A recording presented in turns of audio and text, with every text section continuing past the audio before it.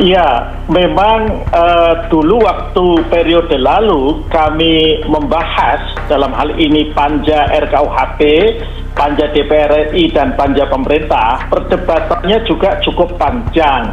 Apakah pasal-pasal yang terkait dengan penghinaan kepada presiden ini akan tetap masuk atau tidak?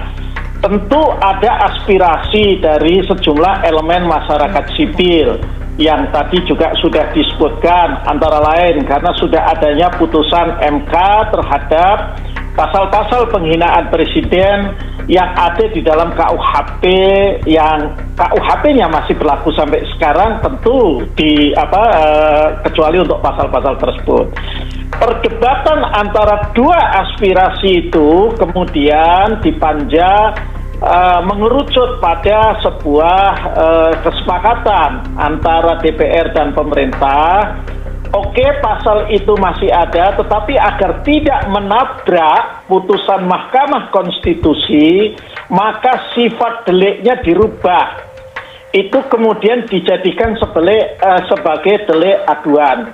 Ini yang dianggap kemudian karena sifat deliknya itu berbeda, maka ini tentu kemudian tidak menabrak dari apa yang ada dalam putusan MK. Itu pasal ini tentu kami mendengarkan dari para ahli hukum pidana. Nah, ahli hukum pidana pun tentu pendapatnya sebagaimana pepatah Belanda, twee juristen, drie meningen. Ada dua ahli hukum, ya ada tiga pendapat. Tetapi artinya apa-apa yang sekarang ini mengemuka di ruang publik, termasuk di media, itu hal-hal yang sebetulnya sudah menjadi bagian dari perdebatan waktu kami membahas.